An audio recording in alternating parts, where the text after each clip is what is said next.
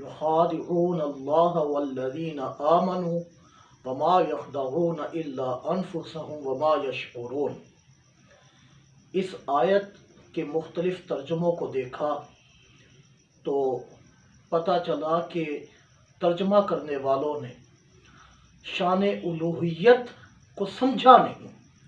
उनको पता नहीं चला कि हम अल्लाह ताला के लिए कौन सा लफ्ज़ इस्तेमाल कर रहे हैं। आया वो लफ्ज़ इस्तेमाल करना अल्लाह ताला की ज़ात के लिए दुरुस्त है भी या नहीं। अगर आपके घर में तर्जुमा है और आप ये आयत उठाकर देखिए सूरह बकरा की दूसरा रुकू दूसरी आयत, तो पता चलेगा कि अगर इस तरह का तर्जुमा है, जैसे मैं चंद मिसालें आपके सामने बयान करता हूँ। एक तर्जुमा करने वाले ने तर्जुमा किया फरेब देते हैं अल्लाह को और उन लोगों को जो ईमान लाए। एक और तर्जुमा करने वाले ने इसी आयत का तर्जुमा किया दगा देते हैं अल्लाह को, दगाबाजी करते हैं अल्लाह से और ईमान वालों से। एक और तर्जुमा करने वाले ने इसी आयत का यह तर्जुमा किया वो अल्लाह को और ईमान लाने वाले से धोखाबाजी कर रहे हैं। इन तमाम तर्जुमों में अगर देखा जाए तो अल्लाह ताला की शान उलूहियत का ख्याल नहीं किया गया।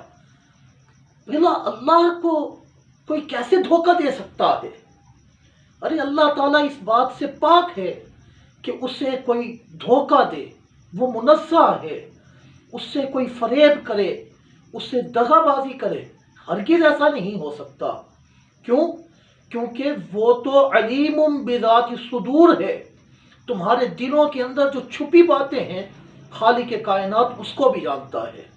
अगर आगे बढ़िए तो आप रात को सोते हैं और रात में सोते में आप एक ख्वाब देखते हैं। जब सुबह उठते हैं तो आपको आधा ख्वाब याद होता है और आधा भूल चुके होते हैं। तो जो आप भूल चुके हैं अल्लाह वो भी जानता है कि जो तुम भूल चुके। भला उसको कोई दगाबाज कैसे उसके साथ कर सकता है, या उसको कैसे कोई धोखा दे सकता है, या उसके साथ कैसे कोई फरेब कर सकता है? दुरुस्त तर्जुमा जो इस आयत मुबारका का है, जिसको फाजिल बरेलवी ने भी किया, कि वो फरेब दिया चाहते हैं अल्लाह को और ईमान वालों को, यानी वो फरेब देना चाहते हैं अल्लाह और ईमान वालों को, मतलब फरेब दे नहीं सकते। मतलब ये कि वो उनका मामला ऐसा है जैसे वो अपने ख्याल में दगाबाजी करने वाले हैं अल्लाह ताला के साथ। मतलब ये कि अपने ख्याल में अल्लाह से दगाबाजी कर रहे हैं। ये माना नहीं है कि उन्होंने माज़अल्लाह अल्लाह ताला को धोखा दे दिया, फरेब दे दिया। हरगिज़ ये तर्जुमा नहीं चलेगा। यहाँ पर पता चला, यहाँ जो फरमाया गया ये आयत मुनाफिकीन के बारे में नाजिल हुई और कहा जा रहा है कि वो जो अपने ईमान को जाहिर करते हैं और दिल में एतिकाद नहीं रखते, यानी उनकी ज़बान उनके कल्बी कैफियत के मुताबिक नहीं है। तो इस बात में वो ये सोच रहे थे कि किसी को नहीं पता। रब्बे कायनात जल्ला शानुहु इरशाद फरमा रहा है और उसने अपने हबीब अलैहिस्सलातु वस्सलाम को भी इस बात की खबर दे दी, लोगों की दिली कैफियत क्या है अल्लाह के रसूल अलैहिस्सलातु वस्सलाम जानते हैं।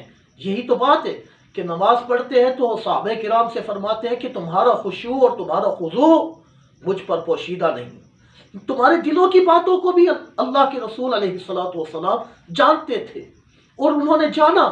और एक वक्त आया कि जब तक ये मुनाफिकीन आपकी सफ़ों में रहे अल्लाह के हुक्म से रहे, लेकिन जब अल्लाह की तरफ से हुक्म आया और हिकमत अमली तब्दील करना पड़ी तो खालिक कायनात ने एक एक शख्स को उठाया, फुला बिन फुला, ए फुला बिन फुला, ए फुला बिन फुला, ए फुला बिन फुला, तू भी उठ और यहाँ से चला जा। तुमने जो मस्जिद बनाई मस्जिद दरार उसको भी गिरा दिया। मतलब ये है कहने का कि अल्लाह के रसूल अलैहिस्सलातु वस्सलाम से कोई चीज़ पोशीदा नहीं है। और अल्लाह के हबीब अलैहिस्सलातु वस्सलाम ने फिर ये तालीम दी अपने प्यारे सहाबा को। تو پتہ چلا صحابہ پر بھی یہ چیز مخفی نہ تھی کہ کون منافق ہے اور کون نہیں ہے۔ یہی بات ہے، صحابہ بھی جانتے تھے دلوں کی کیفیات کیا ہوتی ہیں۔